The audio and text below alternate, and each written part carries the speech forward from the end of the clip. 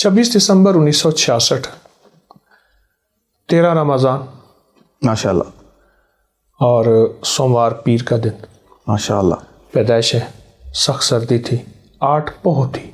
अच्छा, वाह। और शनाख्ती कार्ड में गलती से 67 लिखा हुआ है। अच्छा अच्छा, तो मेरी पैदाइश है। सही। ख़ानदानी तौर पे मेरे जो बड़े थे वो 1762 में बुखारा से आए थे। अच्छा, फादरलैंड बुखारा है। अभी मैं 18 दिसंबर 24 में बुखारा से आया हूँ। सही। सख्त बर्फ़ पड़ रही थी उस इलाके में। इससे पहले कई बार गया हूँ बुखारा। तो वहाँ से मेरे बुज़ुर्ग 1762 में आए थे। सही। बड़े आए थे। हमारा ख़ानदानी 3 चीज़ें हैं। एक ज़िम्मेदारा है, हमारे अपने बागात हैं बाप दादा के, जी। तिजारत है और दुर्वेशी है। ये ख़ानदानी तौर पे हमारा जो पिछला पस मंज़र है। अच्छा, कितने बहन भाई हैं क़िबला, आप इसके बारे में बताइए। हम 2 भाई हैं, 2 बहनें, एक फौत हो गई हैं और 3 मौजूद हैं। अच्छा, स्कूलिंग जो है, आपकी तालीम जो है वो कहाँ से शुरू हुई? मैं असल में बहावलपुर के साथ एक बहुत कदीमी शहर है अहमदपुर शर्किया, बिल्कुल सही, वहाँ मेरी पैदाइश है। बहुत पुराना शहर है। उसका अंदरून शहर लाहौर शहर की तरह टीलों पे है, तंग गलियाँ, तंग रास्ते। वहाँ से मैंने स्कूल, फिर कॉलेज भी, और उसके बाद फिर बहावलपुर कॉलेज में ये तालीमी सिलसिले सारे चलते रहे। और चूँकि बचपन से घर में कुछ माहौल ऐसा मिला तो तहकीक का मिजाज था, रिसर्च का मिजाज था। सही। आज भी तालिब इल्म हूँ और इस शोबे में मैंने कदम रखा 1984 में। फिर एक दुर्वेश मुझे मिल गए, सही, जो 1984 से उन्होंने मेरी उंगली पकड़ी। उस वक्त मैं कोई 17 साढ़े 17 साल का था। अच्छा, अवाइल दौर में, अवाइल में बस फिर नेक बनाने की कोशिश तो बहुत की, कोशिश कर रहा हूँ बन जाऊँ माशाल्लाह अभी तक। अच्छा क़िबला, बचपन जो है हर इंसान याद करता है, उसको बचपन की कुछ यादें याद आती हैं, कुछ शरारतें याद आती हैं। आपका बचपन कैसा गुजरा है और क्या मिस करते हैं? किताबों का शौक था। अच्छा, यानी आप ये देखें कि बच्चा कितना बड़ा होता है जिसको ईदी मिलती है। मुझे याद है एक दफ़ा परेशान था तो मुझे अम्मा बहुत देती थी, अल्लाह ने वुसअत दी थी जी। तो बोला क्या हुआ? मैंने कहा 1 रुपया किताब की खरीद में कम है और वो ईद का दिन था। अल्लाह अकबर। अच्छा, मैंने कहा फला बंदा है। अच्छा, ईद के दिन दुकानें बंद होती हैं, वो ईद कार्ड भेजते थे वो साहब। उस दौर में ईद कार्ड बहुत ज़्यादा, सही है। तो वो उनकी दुकान खोली होती थी और वो ये किताबें तिब की, रूहानियत की बेचते थे। तो किताब में रुपया कम था तो अम्मा रहमतुल्लाह अलैह ने वो किताब के लिए रुपया दिया। किताबें पढ़ना आज भी अपनी मैं बेटों को दिखाता हूँ कि ये किताब मैंने पढ़ी और मुकम्मल करके बाकायदा तारीख लिखी। फिर कॉलेज में लाइब्रेरी इतनी किताबें होती थी, पढ़ना होता था कि हत्ता के लाइब्रेरियन ने, नसीम साहब होते थे, रिटायर हो गए, उन्होंने मुझ पर एतबार कर लिया, चाबियाँ दे दी। अल्लाह अल्लाह अल्लाह। मेरी कोशिश ये होती थी कि जो किताब फटी है उसको जल्द करवा के रखना ताकि आने वाले और स्टूडेंट, तालिब इल्म उनसे इस्तिफादा करें। किताबों से दोस्ती थी, किताबों के साथ। उसके अलावा वालिद साहब के काम में उनके साथ चलना, बागात में जाना, वहाँ काम करना। अब आलम यह होता था कि वालिद साहब रहमतुल्लाह अलैह ईद के दिन हमारी कामों की लिस्ट बनी होती थी। हमारी ईद यही थी कि बस ईद की नमाज़ पढ़ ली। अच्छा, हाँ, कुर्बानी की ईद में जानवर को ज़बह करना फिर उसका आम ईद हमारी यही होती थी। कामों की लिस्ट बनी ही होती थी, हमने काम करना है। और हमारे माथे पे कभी बल इसलिए नहीं आया था कि हमारे जिम्मे काम है, हमने करना है। सही। क़िबला, ये बताएं, किताब बचपन में शौक से, जो ना हर बच्चे का शौक होता है किताब की, ये किताब बार बार पढ़ी जाए तो वो इंसान कहता है कि मेरी फेवरेट बुक है। कौन सी आपकी पसंदीदा किताब रही? एक हो तो बताओ। अच्छा, बेशुमार किताबें ऐसी हैं जिनको बार बार पढ़ा। शुरू से गुली डंडा, कोई खेल, कोई गलियों में खेलना। मैंने कोई अपना तकवा बयान नहीं कर रहा, कोई बुजुर्गी और विलायत बयान नहीं कर रहा, ना मैं हूँ। खात्मा ईमान पे हो जाए इससे बड़ी नेमत नहीं। लेकिन किताबों से, तहकीक से जी, रूहानियत से और जड़ी बूटियों से निकल जाना, शहर से बाहर जड़ी बूटियाँ तलाश करके लाना, उनको सजाना, रखना, सही, उनकी दवाएं बनाना, बस ये एक बचपन का एक निज़ाम था। अच्छा क़िबला, बताएं कि खाने पीने के नज़र माएँ बेटे के लिए खाना बनाती हैं और माँ के आता खाना जो ना इंसान किसी उम्र में चला जाए भूलता नहीं है। तो माँ जी का, मैं कहता हूँ, ज़िक्र खैर मैंने देखा बहुत से प्रोग्राम्स में वालदा का आप ज़िक्र खैर करते हैं। जी जी। तो इंसान जो भी होता है अपनी वालदा की वजह से आज होता है। तो मैं चाहता हूँ माँ जी का जिक्र भी साथ हो, वालदा की मोहब्बत, वो यादें भी साथ शेयर हमारे देखने वालों से करें। और माँ जी क्या आपको शौक से बना के खिलाती थी, या आपको क्या पसंद था? देसी चीज़ें, सादा खाने, और यही बचपन से खाए। सही। आज भी उसकी तंदुरुस्ती महसूस करते हैं माशाल्लाह। कि वो हमारे घर में एक माहौल था कि सादा खाने, देसी खाने, और ऐसे खाने जो आज हम कहते हैं कि ये फिटनेस के लिए बहुत ज़रूरी और बहुत मुफीद हैं, वो सादा खाने वालदा बना के देती थी। अच्छा किबला साहब, वालदा के वाले से मैं चाहता हूँ कुछ शेयर कीजिए बात, जो माँ जी की आपको बात याद आती है बहुत ज़्यादा। अम्मा रहमतुल्लाह अलैह एक बात फरमाती थी, पहले ना शबीने होते थे, 3 रातों के, 1 रातों के, स्पीकर पे कुरान चलता था। फरमाती थी तारिक तो पेट में था तो सख्त सर्दी, सख्त तरीन सर्दी में घर के सहन में बैठकर मैं अपने आप को कंबलों से, चादरों से लपेट के कुरान सुनती थी। अल्लाह अल्लाह अल्लाह। और एक बात कहती थी कि या अल्लाह, ये कुरान का नूर मेरा जो भी औलाद आ रही है इसको दे और ये फैलाने वाला बने। वाह वाह वाह, सुभान अल्लाह। ये मुझे कई बार फरमाया। वाह। और फिर फरमाया कि बेटा, तुझे दूध पिलाते हुए मेरी कोशिश होती थी मैं बावज़ू हूँ, और दूध पिलाते हुए मैं दरूद पाक पढ़ूँ। ये उनकी बातें हैं, उनकी मोहब्बतें हैं। उन्होंने हमेशा शफ़क़त दी। हमारे घर में वालिदैन की मार कुटाई का मिजाज नहीं था। अच्छा। मेरे वालिद साहब रहमतुल्लाह के अल्फाज मुझे याद हैं कि नस्लें मोहब्बत की पैदावार है। वाह वाह वाह वाह। ये लफ्ज़ उस वक्त स्कूलों में नहीं था, मार नहीं प्यार, ये लफ्ज़ है, और ये मुझे अच्छा लगता है। वो उस वक्त फरमाते थे कि नस्लें मोहब्बत की पैदावार। क्या कहने जी, वाह वाह। असल में माएँ जब औलाद को वक्त देंगी, और वही माएँ जब मोबाइल को वक्त देंगी, स्क्रीन को वक्त देंगी, तो ज़ाहिर औलाद नस्लों से नस्लें पलती हैं। जो सीने में है वो सीने से मुंतकिल होता है, जो दिल में है वो दिल से मुंतकिल होता है। मेरी वालदा रहमतुल्लाह अलैह ने औलाद को वक्त दिया। देखिए, एक रोटी वो है जो मशीन निकालती है, एक रोटी वो है जो बेलना बनाता है, एक रोटी वो है जो दोनों हाथों की शफकत रोटी में मुंतकिल होती। तो वो वालदा थी जिनकी यादें हर वक्त जहन में रहती हैं। आज भी उनकी कब्र में, मज़ार पे जाता हूँ तो कदमों में बैठता हूँ।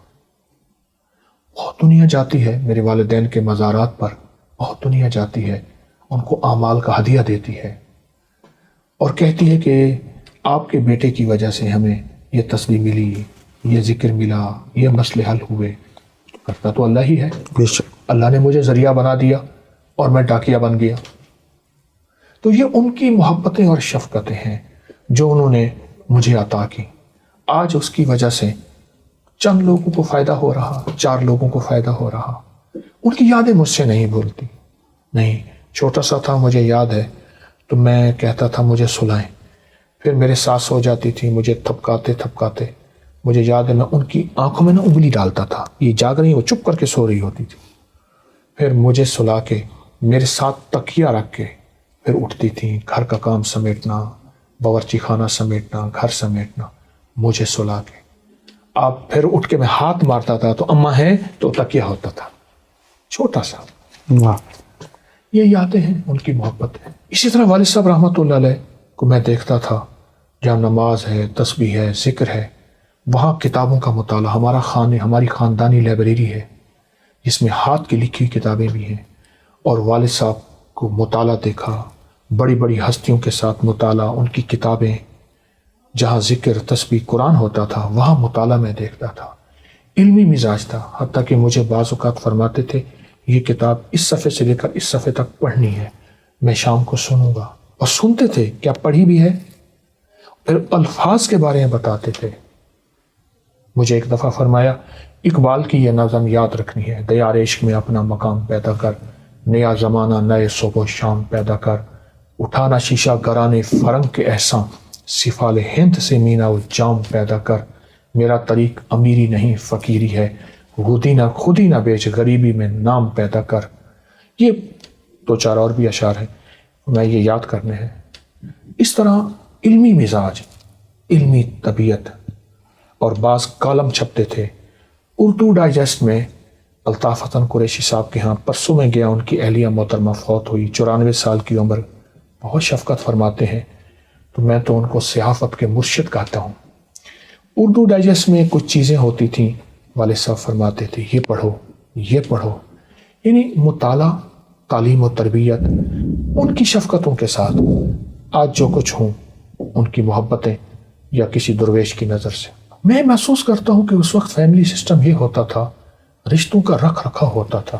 اس وقت ہمارا فیملی سسٹم ٹوٹ رہا ہے، گھریلو زندگی انتشار کا شکار ہے جو کہ ویسٹ میں ہو چکا ہے۔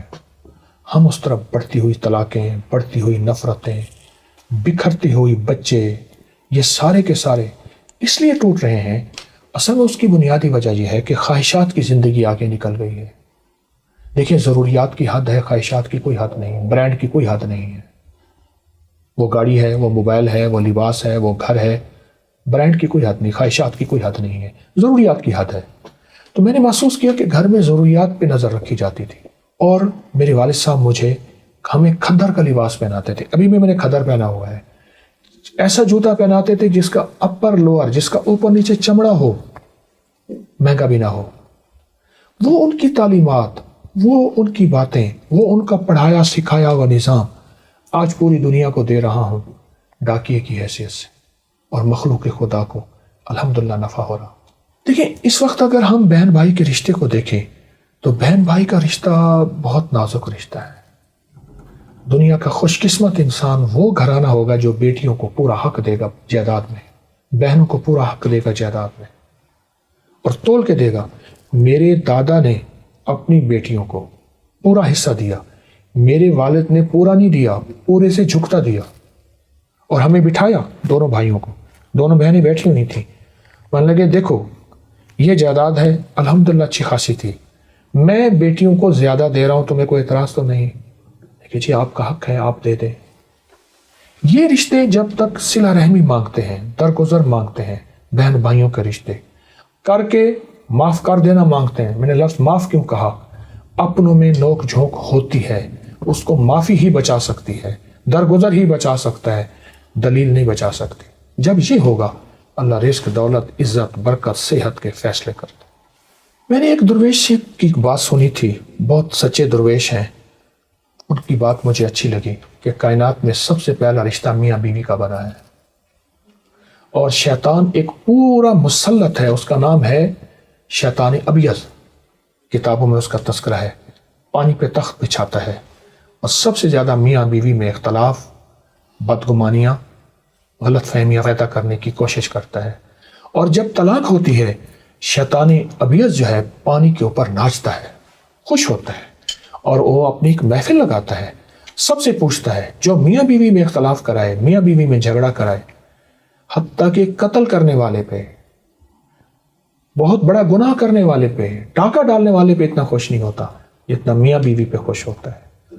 اور میاں بیوی کی آپس میں محبت کی واحد دلیل ہے ایک دوسرے کے ساتھ درگزر اور پردہ پوشی، درگزر اور پردہ پوشی۔ یہ میاں بیوی کی زندگی کو خوشحال کر دیتی ہے، آپس میں محبتیں بڑھاتی۔ اور ایک وظیفہ دوں گا میاں بیوی کی محبت کا، آپس میں تعلق کا، یا جامع ہو یا معید ہو، اللہ کے دو نام ہیں، یا جامع ہو یا معید ہو۔ یہ اگر کوئی بندہ کثرت سے وضو بے وضو پڑھے، سارا دن پڑھے، گھر میں جھگڑے ختم، محبتیں بڑھ جاتی ہیں، لڑائیاں ختم ہو جاتی ہیں، نفرتیں ختم ہو جاتی ہیں، آپس میں تعلق وسیع ہوتے ہیں، حتیٰ کہ اولاد کی نفرتیں، لڑائیاں ہوں، اور پھپھی، والد یا خالہ یا سوکنے یا گھر کے کوئی رشتے، اگر اس کو کثرت سے پڑھا جائے، بہت زیادہ پڑھا جائے، وضو بے وضو، حتیٰ کہ ناگے کے دنوں میں بھی پڑھ سکتے ہیں، یہ بہت بڑی زندگی ہے، اور ان لفظوں میں بہت بڑی کائنات ہے۔ اصل ہماری نسلیں ہیں۔ دیکھیں، نسلوں کو جب دل سے دل ملے گا تو نسلیں کی تربیت ہوگی۔ ہم نے نسلوں کو ٹیوٹر اور کمپیوٹر کے حوالے کر دیا۔ میں نہیں کہتا کہ اس کے حوالے نہ کریں، لیکن حوالے کر دیا۔ پھر باقی بچہ وقت بچوں کا موبائل کے حوالے کر دیا۔ اچھا، اب عالم یہ ہے، میں نے زندگی میں بارہا دیکھا ہے، گھر کے 5-6 افراد بیٹھے ہیں، ہر بندہ موبائل پہ بیٹھے، اس کو اس کی خبر نہیں، اس کو اس کی خبر نہیں۔ نسلیں دلوں سے پلتی ہیں، نسلیں اپنی اچھاؤں سے پلتی ہیں، نسلیں دل کی کیفیتوں سے پلتی ہیں۔ اس کے لیے پھر والدین کو اپنی قربانی دینی ہوگی. اگر والدین نے اپنی قربانی نہ دی، اپنی سہیلیاں، اپنے دوست، اپنے فنکشن، اپنی چاہتیں، اپنی زندگی کے صبح و شام اگر نہ دی، پھر نسلیں بکھر جائیں گی. پھر نسلیں بڑھاپے میں والدین کی نہیں ہوں گی. پھر کہتے ہیں والدین ہماری قدر نہیں کرتے. اور آپ حق حیران ہوں گے، اس وقت جتنا روحانی دنیا میں علماء نے ایک کردار ادا کیا ہے، اصل میں بات یہ ہے کہ ہم کسی کی سنیں گے پوری بات تو ہمیں سمجھ آئے گی. ہم کسی کی بات پوری سنیں. دیکھیں، اختلاف شروع سے رہا ہے، آخر تک رہے گا. اور یہ اس لیے ہے کہ ہمارا سینہ کتنا وسیع ہے، ہمارے اندر کتنی رواداری ہے. اب کریم میں ہر مسلک، ہر مذہب، ہر فرقہ، ہر آتا ہے، اور سارے میرے ہیں. کشکول کے سارے فقیر کے ہوتے ہیں، سارے میرے ہیں. ہمارے دل میں سب کا احترام ہو. دیکھیں، آپ اپنا نظریہ نہیں چھوڑتے، کوئی حرج نہیں، نہ چھوڑیں، لیکن احترام سب کا کریں. غائبانہ احترام اصل احترام ہوتا ہے، منہ پہ احترام اصل نہیں. وہ بھی ٹھیک ہے، لیکن غائبانہ احترام ہو، سب کا احترام کریں. ہمارا پاکستان کا معاشرہ نہیں، پوری دنیا کا جو معاشرہ ہے، اس کو اصل میں لانے والے والدین ہیں، بڑے ہیں. مجھ جیسے وہ لوگ ہیں جس کے ساتھ 4 بندے جڑے ہوئے ہیں. کیا میں ٹھیک ہوں؟ اگر میں ٹھیک ہوں تو سمجھ لیں پورا معاشرہ ٹھیک ہے. لوگوں کی شکایت بیان کرنا آسان ہے، اپنی اصلاح کرنا مشکل ہے. اور سب سے بہترین چیز اپنی اصلاح ہے کہ میں اس معاشرے کا حصہ ہوں نا. میں سارا دن اعتراض ہی کرتا رہوں، بادشاہوں پہ، وردیوں پہ، لوگوں پہ اعتراض ہی کرتا رہوں، تو میری زندگی خود اعتراض کا مجموعہ بن جائے گی. میں لوگوں کی صفات پہ نظر رکھوں. بس ایک لفظ کہوں گا، ایک گندی مکھی ہوتی ہے، وہ گندگی کو تلاش کرتی ہے. ایک شہد کی مکھی ہے، وہ پھولوں کو تلاش کرتی ہے. تو میں دیکھوں کہ اب کیا میں لوگوں کے عیب ہی تلاش کرتا ہوں، بادشاہوں کے، عوام کے، وردیوں کے؟ نہیں، میرے دل میں لوگوں کی خوبیوں کا متلاشی بن جاؤں، وہ خوبیاں میرے اندر منتقل ہو جائیں گی. اچھا قبلہ صاحب، یہ بتائیے گا کہ ہم نے کہا کہ والدہ جو ہیں، جس طرح میں نے کہا کہ والدہ سے آپ کا بڑا پیار ہے، محبت ہے. مائیں جو ہیں وظیفے بچوں کو دیتی ہیں، بیٹا یہ پڑھا کرو، یہ رات کو سوتے ہوئے یہ پڑھ لیا کرو. آپ کی والدہ آپ کو کون سا کوئی ایسا وظیفہ یاد ہو کہ ماں جی کہتی ہیں بیٹا یہ پڑھا کرو؟ وَإِن يَكَادُ الَّذِينَ كَفَرُوا لَيُزْلِقُونَ بِأَبْصَارِهِمْ لَمَّا سَمِعُوا الذِّكْرَ وَيَقُولُونَ إِنَّهُ لَمَجْنُونٌ وَمَا هُوَ إِلَّا بِذِكْرٍ لِلْعَالَمِينَ. قرآن پاک کی آیت ہے، میری زیر زبر کمزور ہو سکتی ہے، اس کو دیکھ لیجئے گا. یہ آیت والدہ صاحبہ نظر بد کے لیے. اللہ اکبر. میں اس دن ایک ملک میں تھا تو وہاں یہ آیت لکھی ہوئی تھی، میں نے اس کا تصویر لی. میں کہا دیکھیں یہ آیت نظر بد کے لیے ہے. آج بھی جو یہ بندہ پڑھے گا اس آیت کو، تو اس کو 7 بار پڑھ کے دم کر دیں، 11 بار پڑھ کے دم کر دیں، اور اس کو لکھا ہوا دیکھیں، تو یہ نظر بد کے لیے. ایک تو یہ ہوتا تھا. دوسرا، والدہ صاحبہ فرماتی تھیں کہ سوتے ہوئے چارے کل بہت پڑھیں، اس کی تاکید کریں. اور ایک چیز خاص سخت تاکید فرماتی تھیں کہ سورۃ ملک ضرور پڑھیں. اور وہ اپنی قبر کے لیے فرماتی تھی، میں اپنی قبر کے لیے سورۃ ملک کے نصاب پڑھ رہی ہوں. اللہ. ایک نصاب 70 بار سورۃ ملک، روز جتنا پڑھ لے وہ لکھ لیتی تھی. فرماتی تھی میں اپنی قبر کے لیے نصاب پڑھ رہی ہوں، نصاب پڑھ رہی ہوں. سورۃ ملک بہت طاقتور چیز. صحیح. قبلہ جی بتائیے گا کہ آپ کو پہلا وظیفہ کس نے اور کب دیا؟ ہماری محلے کی مسجد تھی، اندرون شہر کے ہم رہنے والے. محلے کی مسجد میں ایک بابا جی آتے تھے، ان کا نام تھا تایا جی احمد حسن. ٹھیک ہے.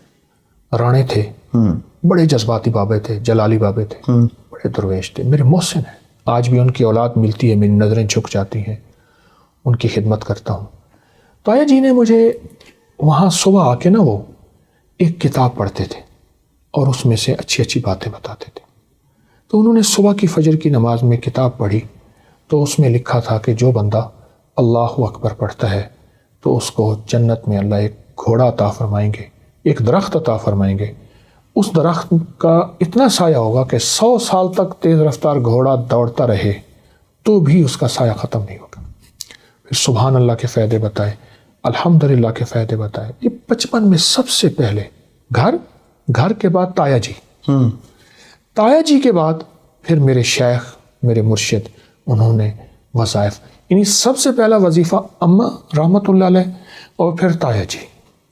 اچھا قبلہ ہمارا کیونکہ آپ کا بھی تعلق خانقاہ سے ہے، سلسلہ ماشاء اللہ لے کے چل رہے ہیں، تو میں یہ جاننا چاہتا ہوں کہ بیعت کے لیے گئے آپ پہلی بار، وہ ہمارے دیکھنے والوں کو شیئر کیجیے گا، شیخ سے پہلی ملاقات جو ہے وہ کیسے آپ کی ہوتی ہے؟